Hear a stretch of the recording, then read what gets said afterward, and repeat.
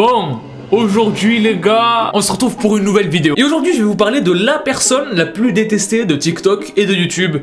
En gros d'internet quoi. Mais c'est pas pour rien, vous allez le voir. Aujourd'hui les gars, on va parler de Lyle Hansen. Alors du coup, est-ce que vous êtes prêts à comprendre pourquoi est-ce que c'était la plus détestée? Pourquoi, qu'est-ce qui lui est arrivé en fait? Je vais pas vous faire patienter plus les gars. Aujourd'hui, on est parti pour une nouvelle vidéo sur la face cachée de TikTok et YouTube.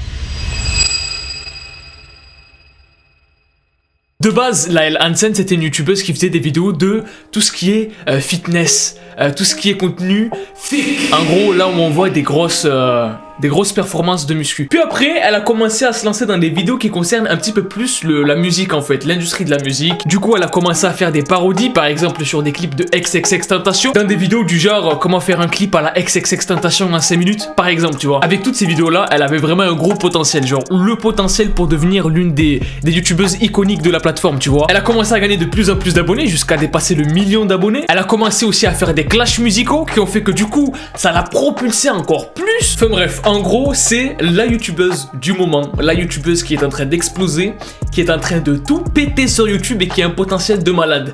Mais du jour au lendemain, elle a totalement disparu. Et sur sa chaîne YouTube, plus rien. Toutes les vidéos sont supprimées, même sa bannière et sa photo de profil sont noires. En gros, il n'y a plus rien sur sa chaîne. Alors là, les gens, ils ont commencé à se demander, qu'est-ce qui se passe ?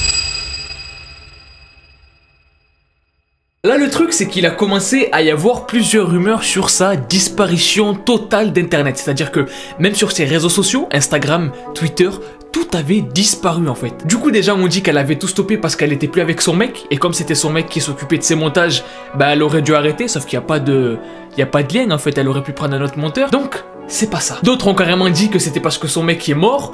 Son mec n'est pas mort, il fait toujours des vidéos, donc ce n'est pas ça non plus. D'autres ont carrément sorti que c'est elle-même qui était morte. Non, c'est pas ça non plus. Bref, des rumeurs, des fausses rumeurs. Puisqu'après 1 an de disparition, dans l'incompréhension, elle sort un clip. Et en même temps, sur TikTok, elle poste des vidéos par-ci par-là, sans contexte. Des vidéos bizarres où on entend des voix à l'envers, des trucs de fou. Qu'est-ce qui se passe avec ces TikTok en fait? Les gens se le demandent. C'est quoi ce bordel en fait? Et en fait, à ce moment-là, les gens ne le savent pas encore, mais Lyle Hansen, elle est en train de préparer de la promotion en fait pour son projet musical. Avec ses TikTok, etc. Et il y a un moment où elle poste le TikTok qui va faire que tout va partir en couille en fait. Le TikTok qui va faire qu'elle va passer de l'une des influenceuses les plus appréciées de la plateforme à l'influenceuse la plus détestée d'internet. My life fucking sucks. I'm an artist from the middle of nowhere. I've never gotten lucky or had any overnight success because I refuse to sell my soul. My life is pretty boring, but I know my music is special and my videos are gonna win a Grammy. The only thing I don't have is a friend. Cause my best friend, who I thought was my biggest fan, turned out to be my biggest hater. I don't need her though, cause hopefully I have you. Let's prove her wrong by blowing this shit up. Sharing with everyone, clicking the link in my bio so we can get to 1 million streams in the first week. When our song goes platinum, I'll look at the streams and remember you, a real friend that changed my life.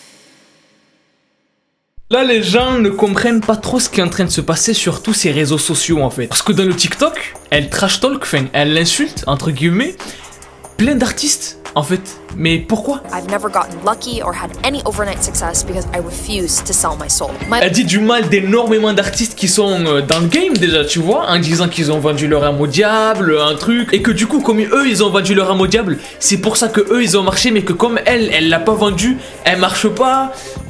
C'est quoi? Et en plus, ce qui va faire vriller les gens, en fait, c'est qu'elle va dire qu'elle est seule, qu'elle a plus d'amis, qu'elle a plus personne sur qui compter, qu'elle... Mais c'est faux, en fait. C'est faux, et c'est juste pour faire la promo de son son, en fait. Elle a carrément dit qu'elle était plus avec son mec, qu'elle était en dépression, qu'elle a failli se suicider, alors que c'est faux. C'est faux! Juste pour le côté tristesse émotionnelle, pour que les gens se disent « Ah putain, la pauvre, elle est plus avec son mec, du coup je vais aller écouter son son comme ça, elle se sent mieux. » Il n'y a aucune logique derrière ça en fait, je pense que vous voyez où je veux en venir. C'est que les gens en fait vont aller écouter sa musique par pitié pour elle. Mais qu'est-ce que c'est que ça en fait? Bref, À partir de ce moment-là, bien sûr, ça ne passe pas du tout pour les gens. Alors les gens ont commencé à disliker ces clips en masse. Mais quand je vous dis en masse, c'est un truc que j'ai jamais vu de ma vie. Tous ces clips YouTube étaient en négatif. On aurait dit, tu vois les sabres laser là, des sites, la même chose, rouge, vraiment un bordel. Elle se faisait insulter, harceler de partout dans les commentaires, que ce soit même dans ses commentaires Instagram, dans ses commentaires dans ses tweets, dans les commentaires de ses TikTok. C'était la guerre, que des gens qui l'insultaient, qui lui disaient même qu'elle savait pas chanter, alors que bon, c'est un mensonge, c'est du mytho, hein. Elle chante super bien. Mais ça, sur le coup, les gens s'en sont foutus en fait, parce que ils ont senti que elle se foutait de leur gueule en faisant une promo comme ça. Il y en a beaucoup aussi qui ont pris ça pour un manque de respect, d'avoir supprimé toutes ces anciennes vidéos et que du coup les gens ne puissent plus aller les revoir en fait. Comme si elle avait tout effacé de son passé et qu'elle se recréait une nouvelle personne. Sauf que tu peux pas en fait faire ça. Et donc, ils ont décidé de la harceler avec des trends TikTok. This dude is a genius. I live in the middle of nowhere. My baby's father's left, so I'm a single mother raising a child by myself. Funny he talked about this part too. Everybody thinks I'm a Satan worshiper. Plus ratio, young boy better. Make fun of me. But the good The news level is all of troll that can and change. marketing My is debut truly album on over Terror's out 9,000. right now, and you can go ahead and stream it.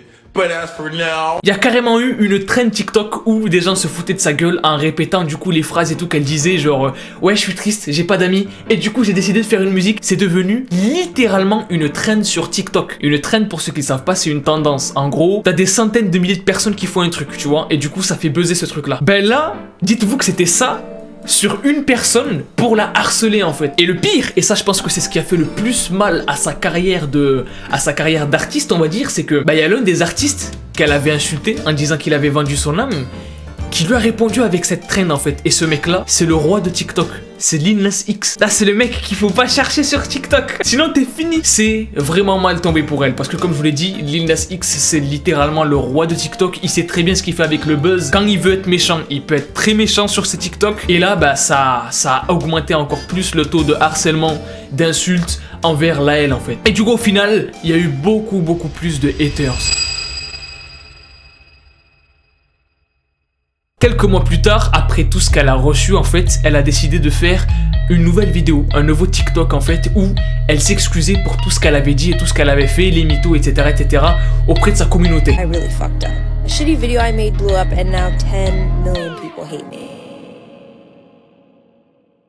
Au final, du coup, après ce TikTok-là où elle s'est excusée d'avoir menti, d'avoir insulté des artistes, d'avoir dit qu'ils avaient vendu leur âme, etc., au niveau de ses musiques, ça marche mieux en fait. Ça marche mieux, ça a l'air de mieux marcher. L'image que les gens avaient d'elle a un petit peu changé. Elle est moins détestée qu'avant. Et c'est logique en fait. Parce que quand tu dis du mal des gens comme ça gratuitement, il faut pas s'attendre à ce que les gens soient gentils avec toi en fait. Et je voulais vous en parler parce que je trouve ça grave intéressant qu'une meuf comme elle, qui faisait des vidéos, franchement ces vidéos comme je vous l'ai dit, c'était succès sur succès. Les vidéos, elles faisaient toutes des millions de vues. Elle avait clairement d'être ça sur YouTube, hein, avec des vidéos réactions comme je vous l'ai dit à des rappeurs, des vidéos où elle reproduisait des musiques de rappeurs, des vidéos où elle faisait de la muscu et on voyait le potentiel qu'elle avait au niveau de la musique, de la muscu. Bref, elle a fait ça.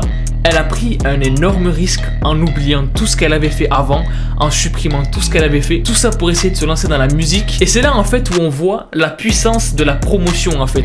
La puissance de la promotion et comment est-ce que ça peut être perçu par les gens. C'est-à-dire qu'à partir du moment où tu fais les choses mal pour faire de la promo pour un truc, mais ça va clairement te faire très mal en fait. Et en vrai c'est une putain de leçon pour les gens qui veulent faire de la promo pour leurs projets musicaux, cette histoire là. Parce qu'il y avait tout qui était cool hein, dans sa promo, hein. Le storytelling, le truc c'était grave stylé, mais c'était un petit peu bizarre comme ambiance en fait. Bref, j'espère que vous avez kiffé cette vidéo là. Je sais pas si vous étiez au courant de cette histoire là, si vous connaissiez Laila Hansen ou pas. Moi je la connaissais parce que tu connais, fan de XXXTentacion, elle aussi, du coup je suivais quoi. Bref, dites-moi si vous étiez au courant dans les commentaires en commentant hashtag LaL. N'oubliez pas de mettre un maximum de pouces bleus sur cette vidéo, je compte sur vous pour m'exposer la barre de like. Abonnez-vous à la chaîne si vous êtes nouveau et que vous kiffez le délire de la chaîne.